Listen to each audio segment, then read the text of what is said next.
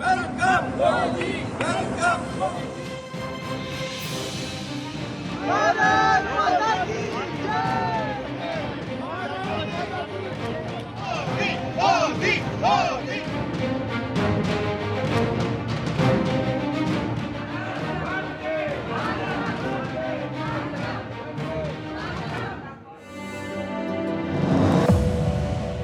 Let's recap day one of Prime Minister Modi's visit. He landed in New York around afternoon. The scenes were as expected. A big Indian-American crowd had gathered at the airport. There was dancing, singing, and a lot of noise. We spoke about how vibrant the Indian-American community is, and that vibrancy was on full display. The crowds weren't just at the airport, though. They also gathered elsewhere in New York, like at the iconic Times Square and in front of the hotel where Prime Minister Modi was staying.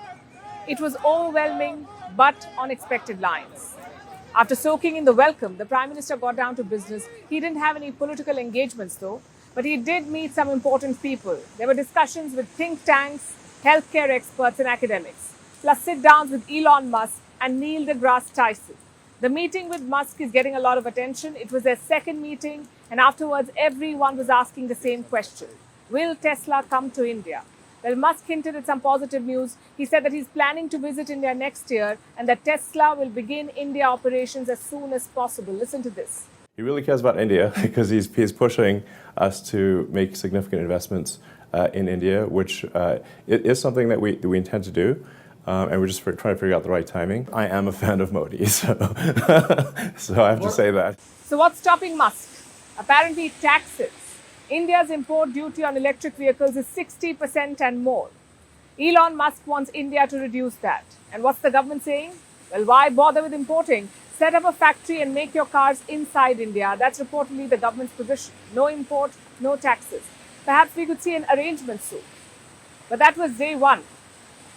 Day two is also about yoga, all about yoga, you could say. Today is the 21st of June, which is International Yoga Day. The Prime Minister was at the United Nations headquarters. He led a mega event in front of the lawns. Take a look at this.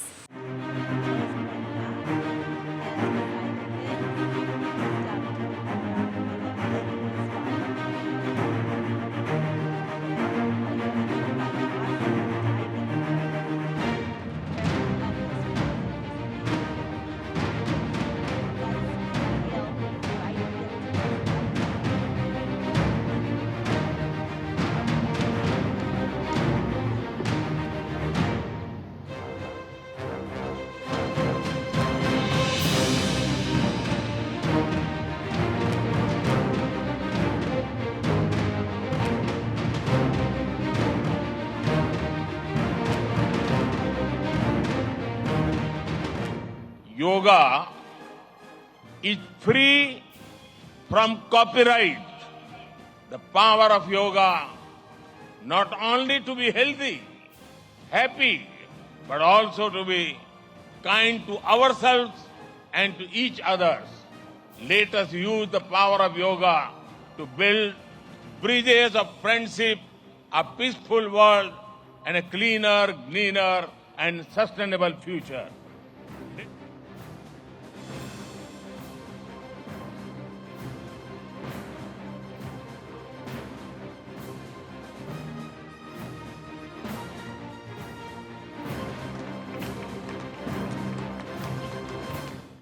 We are told this was a world record. You've heard about the health benefits of yoga. Now hear about the political benefits. Yoga is India's gift to the world. It's a major soft power tool. Prime Minister Modi recognized this early on in his term. In 2014, he addressed the United Nations General Assembly for the first time. This was his message on yoga. योग केवल व्यायाम भर न होकर अपने आप से तथा विश्व व प्रकृति के साथ तादात्म्य को प्राप्त करने का माध्यम है। आइए हम एक अंतर्राष्ट्रीय योग दिवस को आरंभ करने की दिशा में कार्य करें। United Nations listened. The very next year, International Yoga Day was celebrated, and now it's an annual event. We see major cities holding mass yoga events on this day. We see embassies joining in. All of this signals yoga's soft power credentials. In fact, I have some numbers for you. In 2019, the global yoga market was worth $37 billion. We're talking about a wide range of things like yoga mats, online classes, studios. All of this made up $37 billion. By 2027, it is expected to reach $66 billion. That's a growth of 9% per year. Here in the US, it's a big hit. There are more than 48,000 yoga studios and Pilates studios across the country. Plus, I'm sure a lot of online ones. How does this growth help India? For starters, familiarity. Through yoga, a lot of people will learn about India, our ancient practices, our culture, and of course, our core beliefs. Think of it as an introductory course to the country. The Prime Minister talked about this today. He linked yoga to New Delhi's emerging worldview. Listen to this. युज्यते एतद इति योगः अर्थात जो जोड़ता है वो योग है। इसलिए योग का ये प्रसार उस विचार का विस्तार है जो पूरे संसार को एक परिवार के रूप में समाहित करता है। योग के विस्तार का अर्थ है वसुधैव कुटुंबकम की भावना का विस्तार। Vasudhaiv Kutumbakam means the world is one family. It's also the slogan of India's G20 presidency. So yoga can export Indian culture and worldview to other countries. But there are material gains too, like yoga tourism. When people learn about yoga, they will want to visit the place of its origin to see how yoga is practiced in India. Now, it's hard to say how big this industry is, but I'll give you a ballpark idea. Global tourism is worth around $3 trillion. And around 14% of that is wellness tourism. Yoga would slot right into that. The event at the United Nations headquarters is all about visibility. Most people already know about yoga. Today's event was for those who did not. With that, the Prime Minister's New York leg came to an end. His next step is here in Washington, D.C. We're expecting him to land in the next hour or so. And here there is not much room for soft power. It's all about hard power, talks and strategy, defense deals and geopolitical challenges. And one country will dominate those talks, India's northern neighbor and America's chief rival, China. Make no mistake, the folks in Beijing are keenly watching this visit. I bet they won't like what they see. A massive reception, a state banquet, all of it signals growing cooperation between India and the US. And that's bad news for China. Back in New Delhi, there is consensus on one thing. China is the new big challenge, not Pakistan. China is the challenge.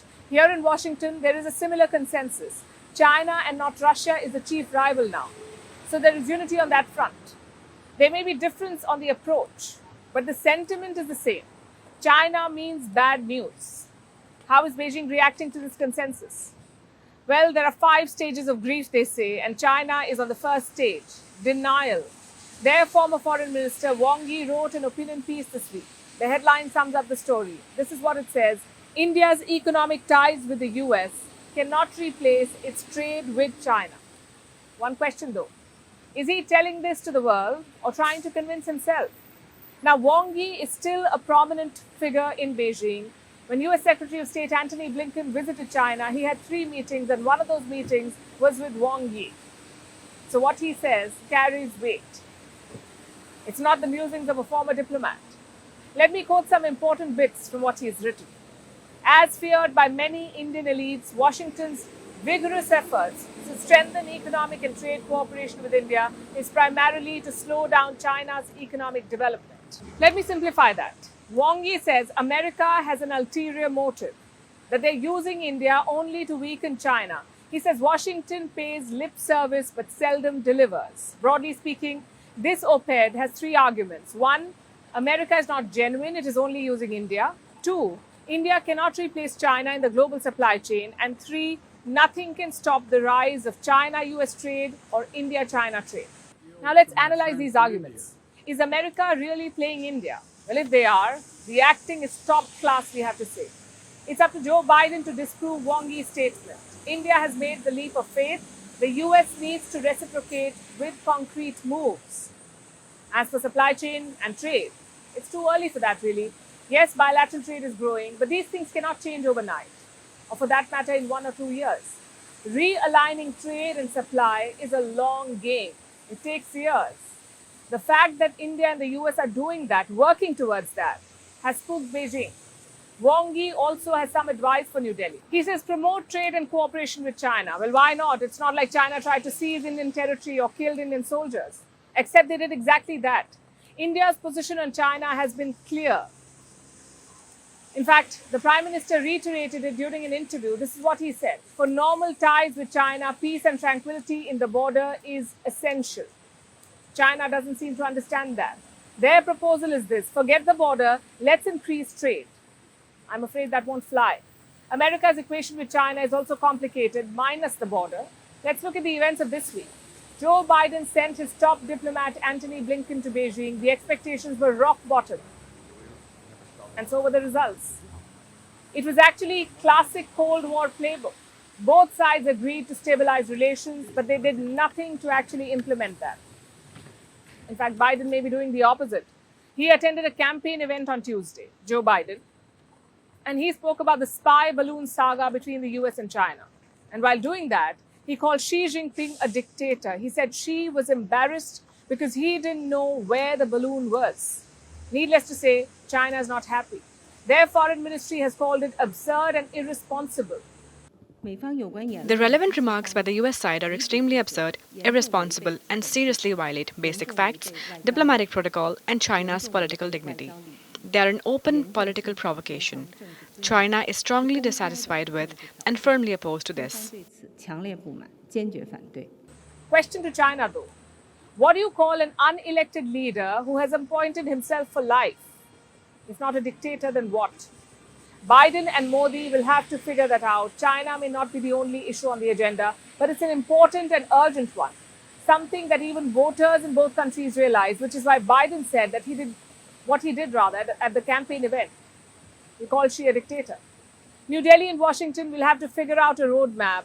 What will the US-India plan against China look like? Is it purely economic? Is it purely strategic? Is it a mix of the two? Let's see if tomorrow's bilateral gives us some answers to these questions. We understand why China is angry about this visit. But why are US lawmakers angry? Not all of them, but a sizable section. Around 75 million lawmakers have written a letter to Joe Biden. And what do they want? They want their president to raise so-called areas of concern with Prime Minister Modi. And what are these concerns? Well, the usual stuff: alleged human rights abuses, attacks on religious minorities, and democratic backsliding. I'll simplify that for you. These lawmakers want Joe Biden to lecture Modi on democracy. As simple as that. But who are these 75 people? All of them are Democrats, just like Biden. There are 18 senators and 57 members of the House. You may know some of them, like Bernie Sanders. He's technically independent, but he sits with the Democrats. Elizabeth Warren is another name on this list. So is Pramila Jayapal. These members are part of the so-called progressive wing of the Democratic Party. I guess progressive means meddling in other countries. The letter uses a very complex strategy. It doesn't oppose Prime Minister Modi's visit, neither does it say anything against India-US relations. In fact, it strongly advocates both. Let me quote from what it says. We join you in welcoming Prime Minister Modi to the United States. We want a close and warm relationship. That is why we respectfully request that you also raise directly with Prime Minister Modi areas of concern. How absurd is that? Imagine you've invited someone to your home, you welcome them, saying that it's a pleasure to host. But after that, you unleash a rant. You trash your visitors' way of life, you question their parenting style, you also tell them how to manage their families. How would you feel if you were on the receiving end of this? Offended, I'm sure, which is why most rational countries don't do this. Not the Americans, though. They love lecturing others on human rights and democracy. What about their own record? These 75 lawmakers won't talk about their own record. India is one of their favorite targets. Let me tell you a bit more about them. Both Bernie Sanders and Elizabeth Warren ran for president in 2019. Biden beat them to get the nomination. Back then, both leaders had criticized India. This was around the time when India revoked Kashmir's special status. Sanders and Warren felt that they had to say something about it. I guess gun violence and racism were not pressing enough. Pramila Jayapal is no different. She pushed a resolution on Kashmir in 2019. I say resolution, but it was more of a diktat. Lift the internet shutdown. Don't use violence on protesters. Remember, this is a US lawmaker telling India how to administer its own province. Needless to say, the resolution was defeated. But imagine the opposite happening. What if an Indian MP proposed a resolution telling Biden how to solve the migrant crisis in Texas or the abortion bans? It's absurd, which is why it won't happen. A few other lawmakers have gone beyond these 75, like these two, Rashida Tlaib and Ilhan Omar. They did not even sign this letter to Biden. Why? Because they don't think Modi should be here in the first place. Both Tlaib and Omar will boycott the Prime Minister's speech to the US Congress. What explains this attitude? Well, one reason could be domestic politics. Both Tlaib and Omar represent areas with a sizable Muslim population. And that vote bank is key to their electoral success. So what do? Well, they talk about alleged Islamophobia elsewhere, and India is on their radar, but it's not the only one. Israel is another country that these lawmakers regularly target. Both Omar and Tlaib have voted to stop selling weapons to Israel. My point is, this position helps them. It helps their politics. It helps to rally their voter base. And that's one of the reasons why they do what they do. The second is America's historical problem with lectures. They never seem to stop. These lawmakers feel it's their job to export democracy. But what authority do they have? An average congressional district has around 7 lakh people. That's the total population, not just the voters. In India's Lok Sabha, the biggest margin of victory is 7 lakhs. There is no comparison, really. And even if there was, lawmakers need to set their own house in order instead of lecturing other countries, because we saw how robust American democracy was during the Capitol riots. So this is what we have, both celebrations and criticism, as you would expect with any major visit. And behind the scenes, some serious work is also being done. We've been telling you about the defense deals. They are on top of the agenda. The Americans are going all out. The stage was set over the last few weeks. Biden sent his biggest cabinet members to India, the defense minister and the national security advisor, in quick succession. 2 weeks ago, Lloyd Austin landed in New Delhi. He's the US defense secretary. It's their version of a defense minister. He met with the Indian defense minister, Rajnath Singh, and the two leaders agreed on a roadmap for defense cooperation. The U.S.-India partnership is a cornerstone of a free and open Indo-Pacific. And our deepening bonds show how technological innovation and growing military cooperation between two great powers can be a force for global good. And so on this visit, I'm pleased that we have taken new steps to strengthen our defense partnership.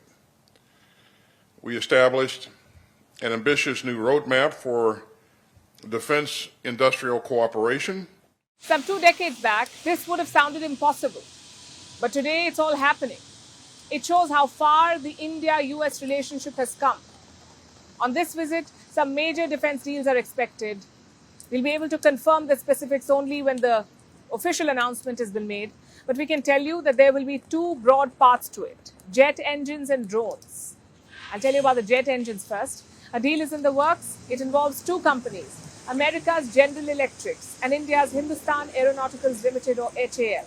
Now, this is extremely significant because they're talking about joint production. GE will transfer its technology to HAL. HAL will use this technology to produce engines in India. These engines will then be used for our indigenous Tejas jets. How does it help India? Well, India wants to expand its domestic defense production, and this deal is going to help. It's a much-needed boost for the industry. Also, a major shift in America's approach towards India. You see, such military technology is guarded by countries. It's a strategic asset. The Americans are very choosy about whom they share it with. And in the past, they've denied India access to critical tech, but now they're offering it, even pushing for it. And this shows how much they're ready to invest in the partnership. The other part of the defense deal is drones. India is looking to buy armed drones, around 30 MQ-9B Predator drones. They're manufactured by a company called General Atomics Aeronautical Systems, Inc. We spoke to the CEO of that company, Dr. Vivek Lal, on what they plan to do, which drones India wants to buy, and how soon they can be delivered. We'll bring you a part of that conversation in a bit. But first, let me tell you more about the deal. It is said to be worth $3 billion. The Defense Acquisition Council has approved it, so there's a good chance that this deal will be announced during this visit. India could get defense tech and drones. But that's not all. The US is also keen on the fighter jet program for the Navy and the Air Force. It's pushing Boeing Super Hornets and the F-21s. Another key aspect is BECA.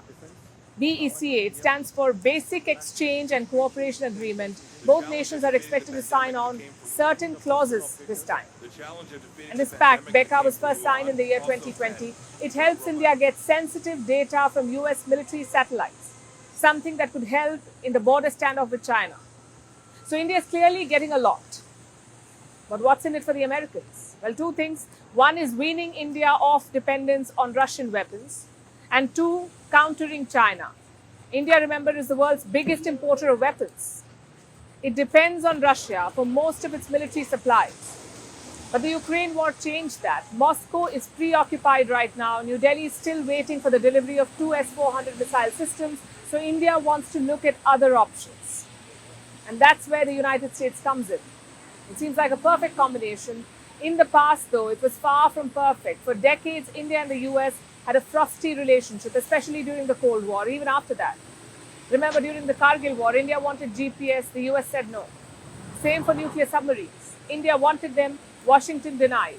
In fact, until the year 2008, India-US defense trade was negligible. Fast forward to 2020, it was over $20 billion. So clearly the distrust is gone. Washington knows that it needs New Delhi, and defense ties have become crucial to this relationship. In fact, in an interview to the Wall Street Journal, Prime Minister Modi called the India-US defense cooperation, quote unquote, an important pillar of partnership. Well, they're on the right trajectory.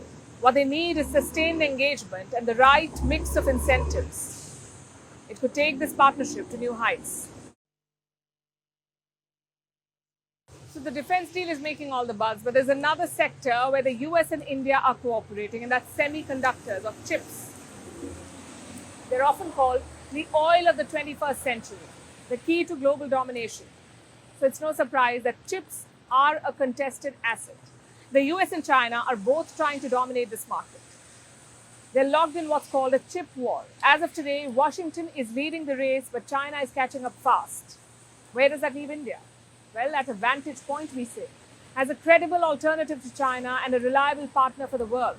The US wants to move away from China. It wants to make sure that Beijing doesn't get critical technology. It wants to build semiconductors with like-minded countries, aka India. This is called friendshoring. Offshoring with friendly countries. That's friendshoring for you. And this is a big opportunity for India. Because irrespective of what the US wants, India has been pushing itself as an alternative to China. India does not have native semiconductor firms, so it's trying to woo foreign giants. And part of this push is a $10 billion incentive plan. It is aimed at boosting semiconductor manufacturing. And this works well for the US as well. America can support India as it tries to weaken China's chip industry. Again, this looks like a natural fit, and they've been at it for a while. In September last year, the Quad took up this issue.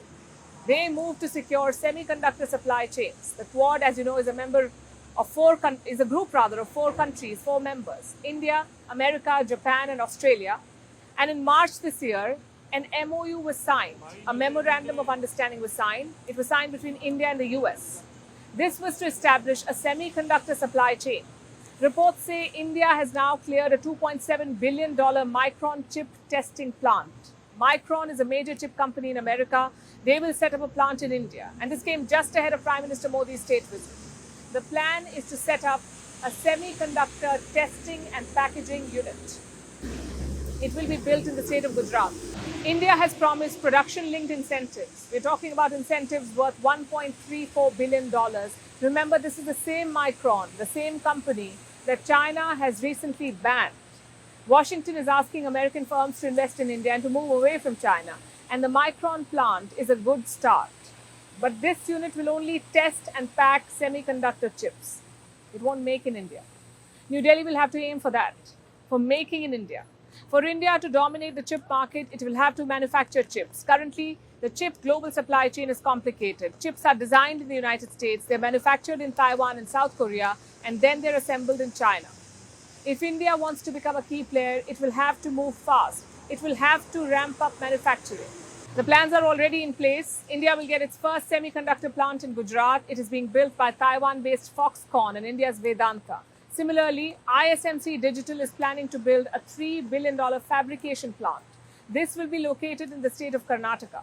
So India has the potential to become a key manufacturer if things move in the same direction and at the same pace. India could achieve that in 3 to 4 years. And then it should start work on the next step. Dream bigger.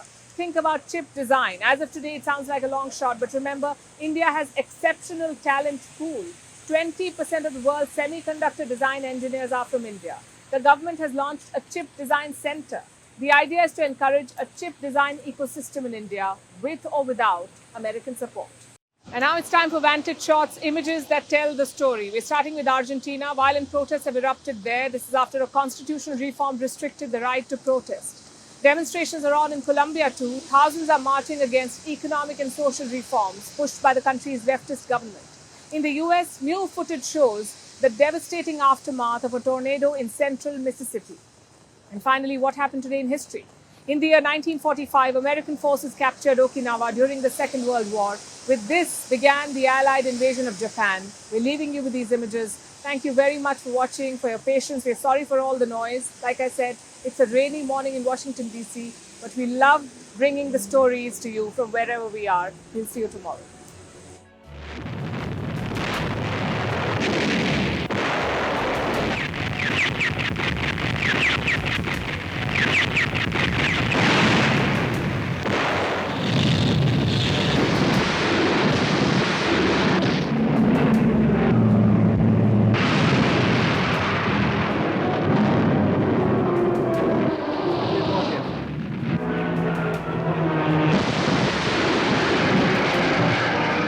The bloodiest battle of the Pacific War has ended in victory for the Americans on Okinawa. 330 miles from the home islands of Japan, the stars and stripes are hoisted on this most vital strategic... Son bulones.